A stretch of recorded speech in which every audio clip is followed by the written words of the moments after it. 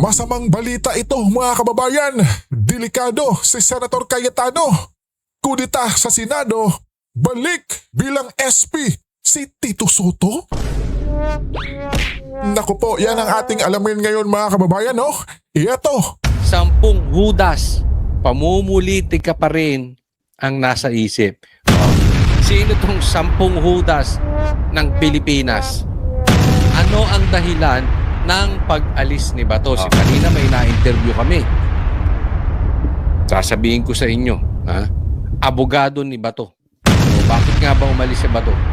Yan po ang magiging topic natin. Ako po ay nagpapaalala. Laking tulong po yung ilalike nyo po itong video na ito para sa algorithm. Wala rin pong bayad yan. So sana po like and subscribe. Ito ang balita ngayon. Trending at pinag-uusapan ngayon sa mundo ng social media. Ang di umano'y balitang Senate coup attempt ulit. Senate President Cayetano inaming may umano'y pagkilos para muling palitan ang liderato sa Senado. Pero bago ang lahat, kung bago ka pa lamang sa aming channel, please huwag kalimutang mag-like, subscribe at i-click ang notification bell para mas maging updated ka pa lalo sa lahat pa ng bagong video na i-upload namin. At eto na nga mga kababayan, umani ng atensyon sa publiko ang naging pahayag ni Senate President Alan Peter Cayetano na may umano'y panibagong pagtatangka upang baguhin muli ang liderato ng Senado. Sa isang press conference nitong Huwebes, Mayo 14, sinabi ni Senate President Cayetano na may mga pagkilos umano ang minority group upang hikayatin ang ilang miyembro ng majority na lumipat ng panig. Ayon kay Cayetano, medyo busy sila, Senate minority ngayon. Trinatry kausapin yung mga miyembro namin na sumali ulit sa kanila eh. Dagdag pa niya, expected naman yon. May invitation to talk, may pananakot. Ba't dati na silang takot eh? Hindi na nagdetalye si Cayetano kung sino-sinong senador umano ang kinakausap o kung ano ang partikular na isyong pinagmumulan ng umano'y panibagong coup attempt. Gayunman, dumating ang kanyang pahayag sa gitna ng magulong mga kaganapan sa Senado nitong mga nakaraang araw, kabilang ang tensyon at palitan ng putukan sa loob ng Senado at kontrobersiya kaugnay ng umano'y ICC arrest warrant issue laban kay Senator Ronald Bato de la Rosa. Sa ngayon, wala pang opisyal na tugon mula sa mga miyembro ng minority bloc hinggil sa pahayag ni Cayetano tungkol sa umano'y pagtatangkang muling baguhin ang liderato ng Senado. Ito po, pag-usapan po natin na Yes, Coach. talaga namang ang laki na po ng problema sa Senado. Ang laki pa ng problema natin dito sa taas ng bilihin, sa pagtaas ng gasolina, sa pagtaas ng dolyar, sa pagbagsak ng ekonomiya, sa pag-alis ng mga investors natin. Even the stocks ay talaga namang iniiwan na itong ating stocks, no? So bumabagsak na rin po. Bagsak po ang real estate, bagsak po ang negosyo, ang dami pong nawawalan ng trabaho. Ganyan po katindi ang problema natin sa ekonomiya, ganoon na rin po sa peace and order. Tapos mga kababayan, itong si Tito Sen ay gusto pang agawin. Mga kababayan, no, bilang leader sa Senado, mga kababayan, gustong agawin ulit mga kababayan. Di ba kasi alam naman natin mga kababayan, di ba? Si Senator Cheese noon, Senate leader, tapos inagaw nitong si Tito Sen. Tapos ngayon na naman mga kababayan, aagawin na naman niya. Ang bihira, no? Hindi makatanggap ng talo mga kababayan itong si Tito Sen. Grabe. Ultimo sa Senado, nagkagulo. May gulo na sa Senado, ito pa ang inaatupag nila. O, tingnan po ninyo. Tama, kabayan. Peter Shram Cayetano. Hindi pa man umiinit ang upuan ni Senate President Alan Peter Cayetano mula nang mailuklok siya noong Lunes. Isa na namang kudeta ang umuugong sa Senado. Kakaupo pa lang mga kababayan, di po ba? Habang kausap ang media kanina, inilahad ni Cayetano na gumagalaw umano ang minorya para sa isa na namang pagpapalit ng liderato. Medyo busy sila ngayon na trinatry kausapin yung mga miyembro namin na sumali ulit sa kanila. Ang tindi, no? So, gusto talaga nilang mabawi yung majority. Malipat ulit kay Tito Soto at kay Lacson, ang pangunguna ng Blue Ribbon. Kasi talaga pong tatagilid po sila. Pag napalipat po ang blue ribbon kay Marcoleta at sa pangunguna, ito hindi ko po pinopromote si Alan Peter Cayetano, pero ay salute. Ang ganda po. Ang ganda po ng performance nito siya. Very professional. Hindi siya biased. Correct. Doon lang siya sa batas. Tapos Kasi nga mga kababayan, di ba, gaya na Senator Cheese, ay abogado sila mga kababayan eh. Di po ba? Samantalang itong si Tito Sen, champion lang ata to sa bulagaan mga kababayan.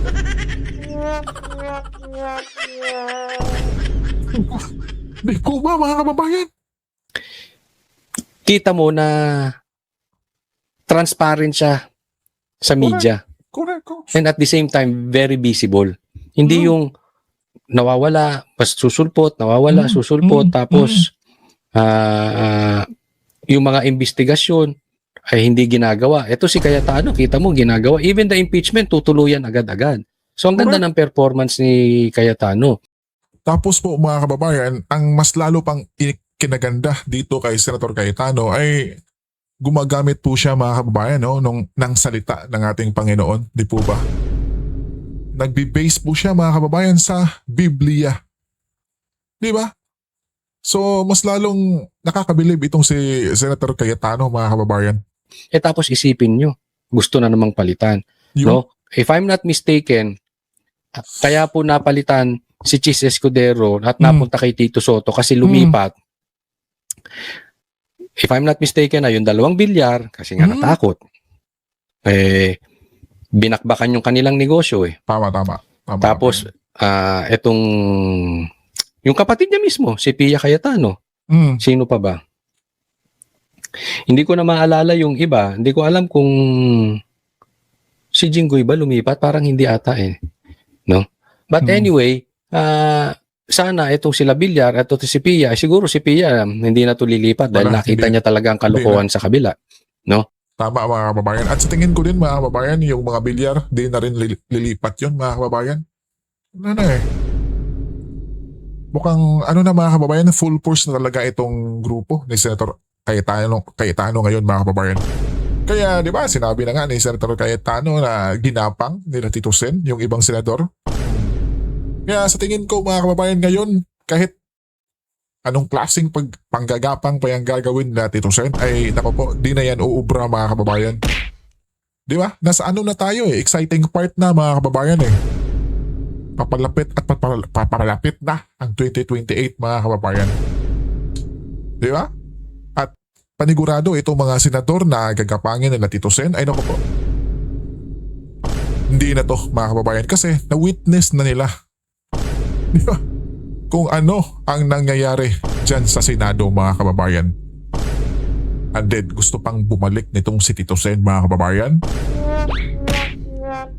Pambihira. Siyempre, of course, kapatid din to ni Senator Alan.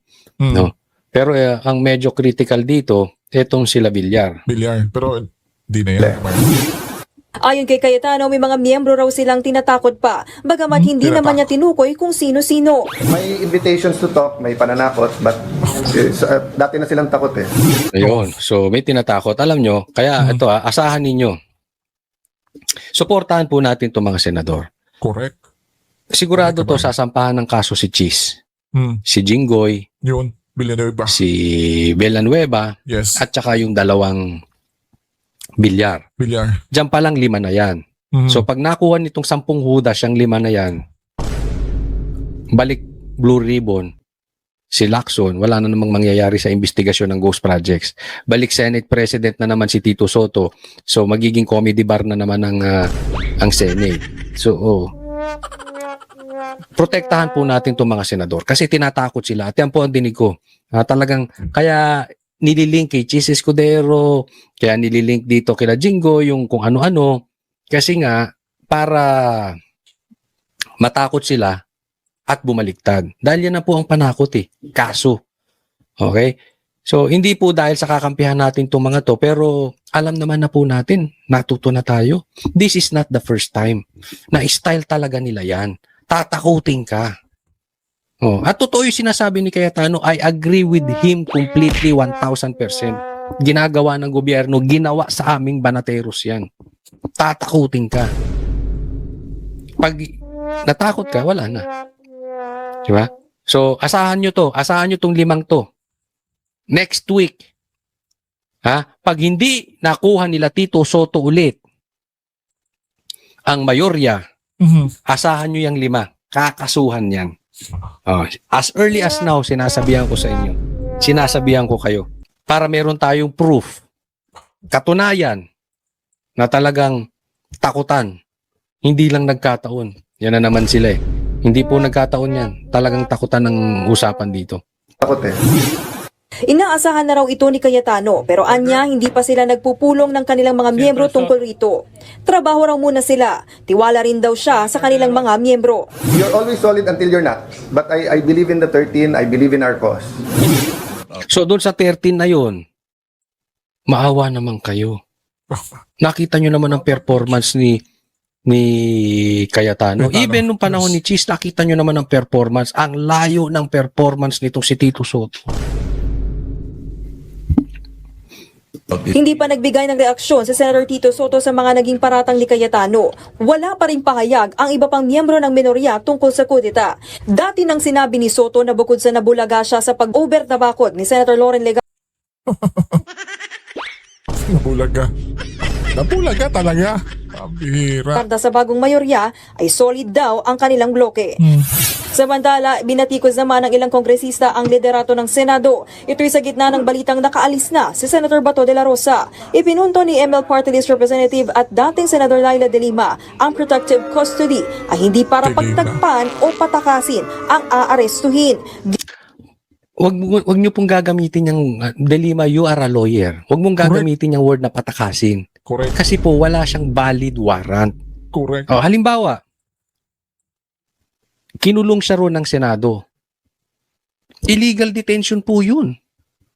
Hindi po pwedeng hindi ka aalis doon. Wala pong kaso. Correct.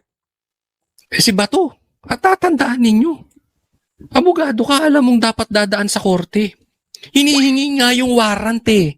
Taka ba kayo talaga? Hinihingi ni Marcoleta. Hinihingi na rin ni Cayetano. Hindi naman Coach. binibigay. Bigyan nyo sila ng warrant. Hindi po pag pinatakas yun. Hit niya malinaw na may mga kasabwat ang mga duwag sa pananagutan. Banat naman ni Akbayan Representative Percy Sandanya, ang Senado mismo Ito may paduwag-duwag pa to si De Lima. Tama, Coach. Bigyan nyo Tama. ng driver yan si De Lima. ang sumisira sa institusyon. Imbis daw na isuko nila ng mapayapa ang senador, gayong may Isuko. warrant na sa kanyang International Criminal Court ay ginamit pa ang Senado para umiwas sa batas. Tingnan mo to, isa pa tong bobo na to. Tanong ko sa inyo, saan nagkaparehas si De Lima at saka to si Sandanya? Saan sila parehas? Sige, ilagay nyo sa comment section. At sa paglagay nyo sa comment section, huwag nyo na rin pong kalimutan na mag-subscribe sa channel ni Coach Correct. Oli News. Again, Coach Oli po, Coach mga Oli kabayan. News. News PH po. Nagkakagulo na po. Sa Senado, binababoy na ang Senado. Nagbabaril. Saan ka nakakita ng barilan sa Senado? Only in the regime of Bongbong Marcos. Only doon sa regime o sa leadership ni Matibag sa NBI. Diba? Kaya nga sinasabi ko sa inyo kanina, nakakapagtaka. Ba't ang GSIS gustong proteksyonan yung kanilang lugar sa NBI humingi ng tulong? Yan din yung nakapagtataka mga kababayan. No? Tapos ang rumisponde pa pong NBI ay naku po. Ang dami mga kababayan. Tapos may dala pang media mga kababayan. Di po ba? Grabe. Dapat sa pulis. At bakit NBI ang manghuhuli kay Bato? At bakit ang may hawak ng warrant of arrest si Trillanes? Di ba ang daming questionable. Diba? Doon pa lang mga kababayan ay matatawa ka na lang. Diba? Bakit? Yang si Trillanes pa, yung mismong nagdala ng warrant mga kababayan. Ang daming illegal na nangyayari. Bakit hindi nyo pahuli sa pulis? Bakit sa NBI? Correct. Bakit hindi sa sundalo? Mm. NBI ang manguhuli. Bakit si Trillanes ang magdadala? Ba't hindi si Matibag? Nasa kotse lang daw niya yung warrant of arrest. Nakikita nyo? Ang daming problema. Tapos ang sinisilip nito, yung pagtago kay Bato. Hindi po tinatago si Bato ng Senado. Hindi po tumatakas si Bato. Correct. Wala po siyang legal na warrant. Nagbabalita mula sa frontline. Kaya ito ang sagot ni Bato, ha? Alam niyo kung Sige, bakit Coach. alam niyo kung bakit si Bato umalis? Mhm. Sinagot niya na eh. Ha? At tinanong din to ng reporter, bakit siya umalis? O ito Yes. ang sagot ni Bato. Ba't po kayo umalis sa plenary? Ba't po kayo umalis sa plenary? Ba't po kayo umalis sa plenary?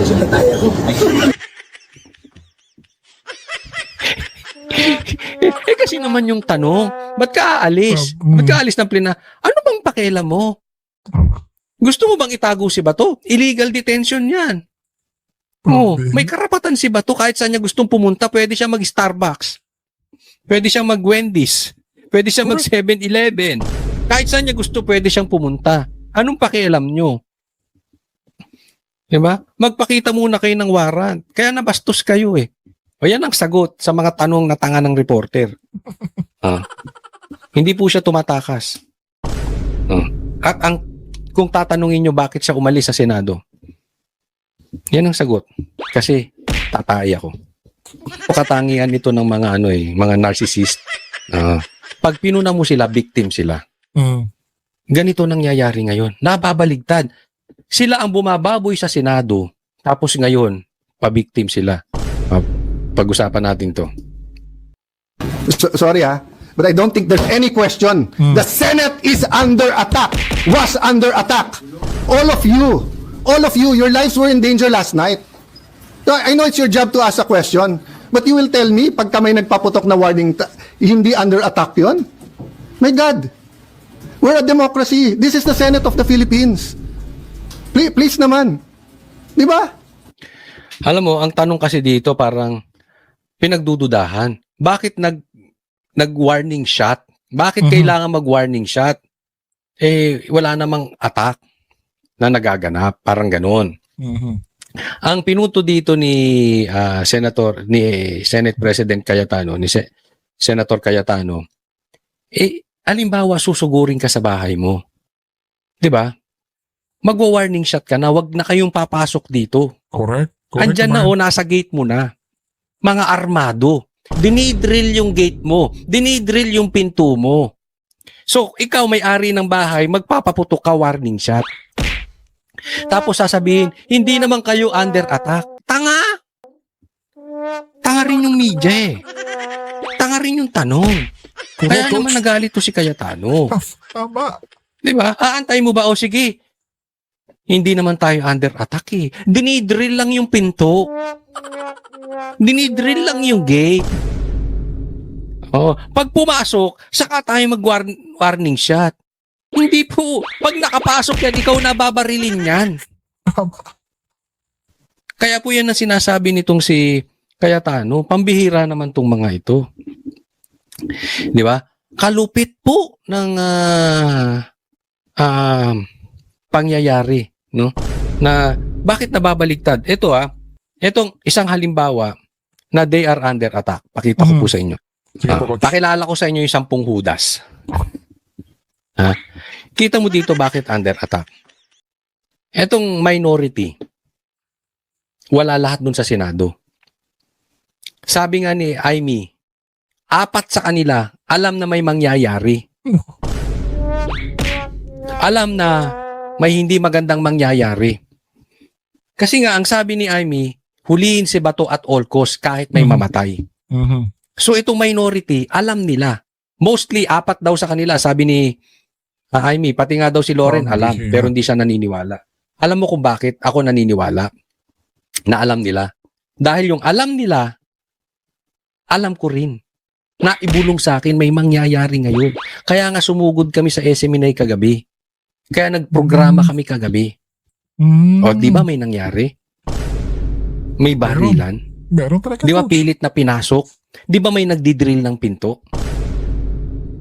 Di ba nakaabang ang presidente? Sabi niya mismo siya nakaabang. Sabi walang baril doon. Pero yung pagkakataon, 10 sila wala. Itong 10 hudas na to. Ang natira yung majority. Ngayon, for discussion purposes, sinasabi kasi nila, hindi totoo yun, hindi namin alam. Di ba? Okay, pagpalagay natin hindi nyo alam. Alam nyo huhulihin si Bato? Iniwan ninyo? Wala man lang isa sa minority ang naiwan doon. O sige, Bato, sasamahan kita. Halimbawa, hindi nyo lang alam. Di ba parang katraidor yan na nagkataon lang? 10 kayo wala at yung naiwan majority? Kasi imposible eh. Ang talagang may concern kay Bato, yung naiwan. Kasi alam nilang may susugod. Correct. Itong mga to, wala silang pake. Traidor in short, who does? Di ba may nangyari? So whether alam nila or hindi, dapat meron man lang isa sa kanila concern nag-i-stay. Di ba? Porket hindi nyo kasamahan na nasa majority, wala na kayong pake. Yun eh. Tandaan nyo itong pangalan nitong mga to. Okay na yan si Lito Lapid, wala naman talagang pakialam yan eh. Pero yung mga matatapang dyan, yung tulpo, matatapang yan eh. Tatingnan nyo ha, hindi lang po kami nagsasabi nun. Oh, pati si John Vic, pakinggan po ninyo. If the NBI is not going to be, it's not going to treat this thing with candor, meaning just tell us the truth, may problema tayo. So, kararating lang sa akin yung text ni Sec. Remulla, NBI had no warrant to serve. They Si Secretary Remulla mismo nagsabi niyan ha. Message sa kanya, walang warrant ang NBI to serve. were requested by GM Wick to secure the Senate building at 5 p.m. So wala dapat. Wala dapat doon. They arrived at 6:15, 21 arrived. They were deployed on each floor to secure GSIS. Agent Francisco sitting down on the second floor bridgeway with the white guard when his attention was called by Osa Aplaska. Sino ka? Sabi Aplaska. Francisco stood up with AR-15 at the sideways sling. Aplaska fired a warning shot. Francisco pulled the trigger. As well pointed, Osa eventually discharged 27 rounds of 9mm and 40 SW. Francisco discharged 5 rounds. He immediately fled the scene. So sa madaling salita, kahit si John Vic sinasabi, may NBI agent sa loob. May hawak na baril, kaya nagkaputukan. Nakukuha po natin. Parte po ng executive department, itong DILG, sa pangunguna ni John Vic. Same thing na ang NBI is under DOJ, under the executive. Baka sabihin ninyo, DDS na naman nagpapakalat yan. Kaya nga, nagkaka-period na to si Trillanes kasi, bakit, sa tingin ko, sa isip niya, bakit ka nagsasabi ng totoo, John Vic? Wala sa script yan. Kaya po mga kababayan, di ba? Itong si Trillanes ay may pahamon-hamon pa dito kay John Vic, kabayan, di ba? Pambihira. At tila ba itong si Trillanes, mga kababayan, ay nagpaparinig kay Pangulong Bongbong, mga kababayan, na itong si Remulla ay dapat nang palitan. At yung dapat na papalit ay tila ba yung kagaya niya. Di ba mga kababayan? Nagpaparinig kang asong trililing, kabayan. Pambihira. Bakit, di ba, ang galit si Trillanes sa kanya? Bakit, kanino ka ba kakampi? Di ba? Pero hindi po kasi to issue ng kampihan. Issue po to ng legality. Correct. Hindi ka pwedeng manghuli dyan sa loob ng Senado for the purpose na pwedeng gamiting political, which is nangyayari ngayon. Kaya galit sila kay Bato kasi ayaw nilang bumoto si Bato para makuha nitong grupo ni Cayetano ang majority. So ginagamit nga para ano, ma-impeach si Sara at higit sa lahat para hindi lumutang ang investigasyon sa Blue Ribbon dahil hindi mapapalitan si Lacson. Pag napalitan niya ni Marcoleta, tapos sila dyan. Naiintindihan nyo? Kaya may purpose na hindi mo pwedeng hulihin sa session. Naiintindihan? Ang sabi naman ng NBI, ito po ang dinig ko, no? Ang sabi ng NBI, humingi daw ng tulong itong GSIS kasi magkatabi po itong Senado at saka yung GSIS. Humingi daw ang GSIS ng tulong na i-secure yung lugar. Tapos, yung drilling naman daw ay nagkataon lang na may nagdi-drill doon, so tiningnan ng mga taga-NBI. Kaya may NBI doon. Another budol na naman po mga kababayan, di ba? Iba. Iba yung administrasyon ng ating Pangulo ngayon mga kababayan, di po ba? At buti na lang, no, mga kababayan, yung si John Vic ay di sumunod sa kanilang script, di ba? Kahit pa paano, mga kababayan. Habang nagdi-drill. Yun po ang excuse ni Matibag. Mas matibag lalo So, na to. ang tanong, bakit sabi ni Matibag walang NBI doon sa loob? Premises na po ng Senado yan. Kahit sabihin GSIS po yan. Di ba? Pangalawa, yung motive. Huwag na tayong maglokohan. Correct. Kasi GSIS ka, gusto mong pa-secure yung lugar. O kayo, tanungin ko, gusto nyong pa-secure yung lugar. Kanino kayo hihingi ng tulong? Di ba sa pulis? Bakit sa Tumpak. NBI? Tapos pa coach, yung mga NBI na rumisponde, di umano, ay naku po. Nagdala pa ng media, tas ang dami nila, di ba? Pambihira mga kababayan, no? Fake fail talaga yung kanilang pinagagawa mga kababayan, di ba? Akala nila, di ba? Madadakip si Senator Bato. At syempre, may ano nila mga kababayan, no? Maidokumento nila. Di ba? Kaya nagdala sila ng reporter, di ba? Mga kababayan. Pero palpak Napalpak mga kababayan. Yung NBI, Ha? ang nanguhuli kay Bato. Oh. Yun. Nagkataon lang. Huwag nga tayong maglokohan. Huwag niyong niloloko Pilipino.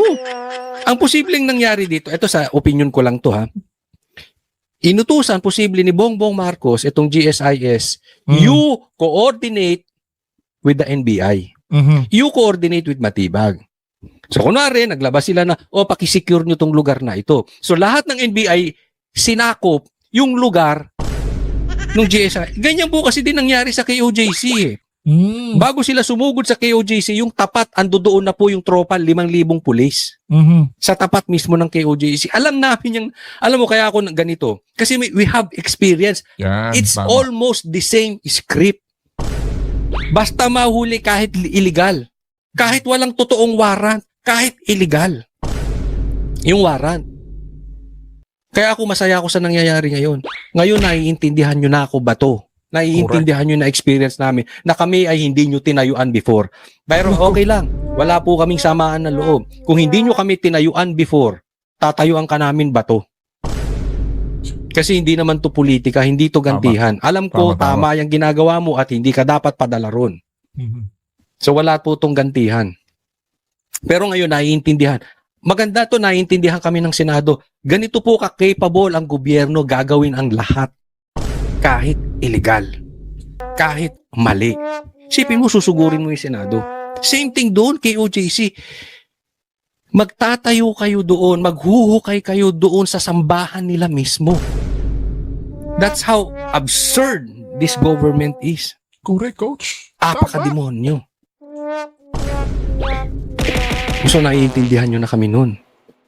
Ako bagamat hindi ako member ng KIOJC, nasa loob po kami. Ngayon, ang nangyayari sa kanila, binabaligtad sila. Di ba? Buti na lang, itong kakampi nilang si John Vic, nagsalita. Kaya ako po may suggestion. Ito'y suggestion lang naman.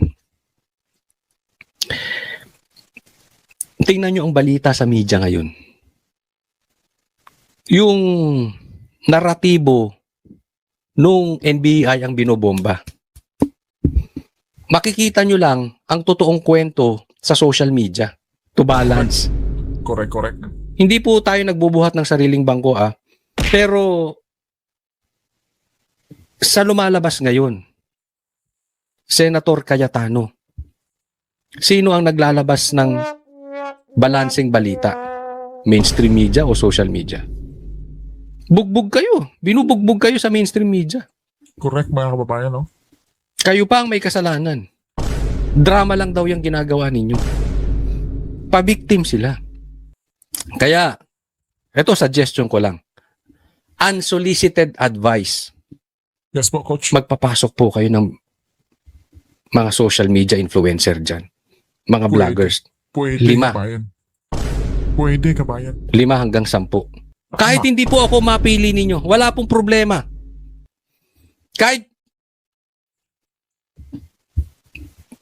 Kahit wala po sa grupo namin.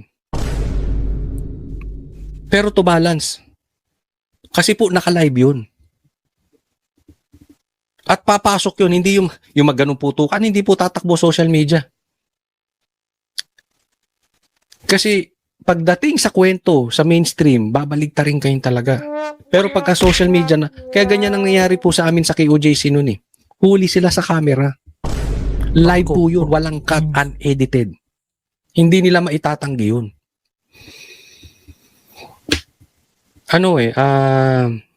Equalizer po ang social media. Sir, can So- you get that? Sir, pwede kami humingi ng copy. Read out para ano, okay.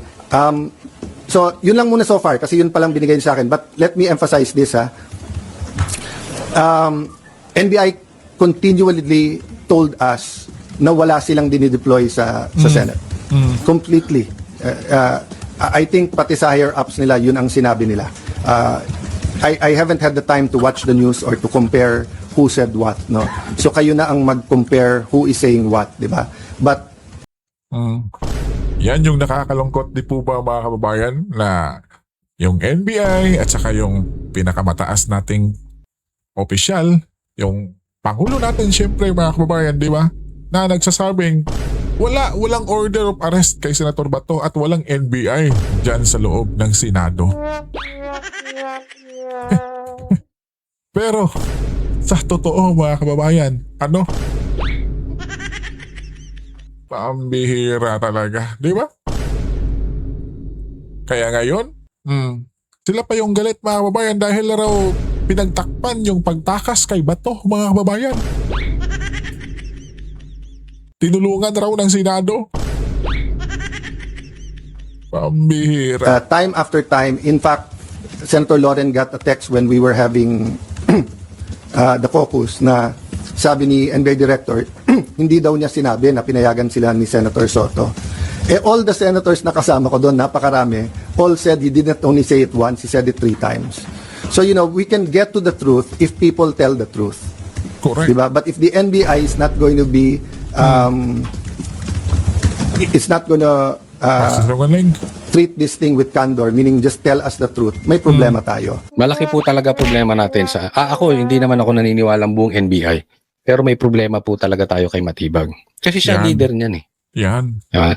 So again, baka wala namang magawa yung ibang agents, no? Pero isa pong solusyon diyan eh.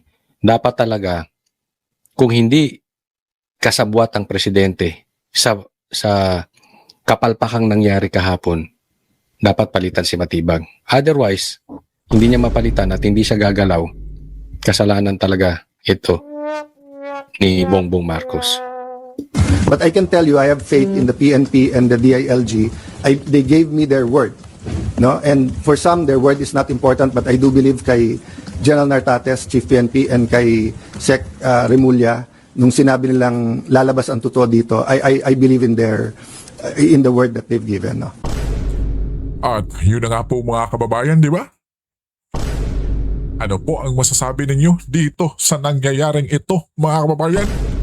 Na tila ba itong si Soto ay, ako po, tinatakot na at ginagapang na yung ibang senator para mabalik sa kanya ang kapangyarihang inaasam-asam niya mga kababayan. Na tila'y naudlot mga kababayan di ba? Kasi napalitan siya kaya ngayon, ako po, tila ba'y gagawin niya ang lahat para maibalik ito. Ang pagka-Senate leader, mga kababayan, dyan sa Senado. Pambihira.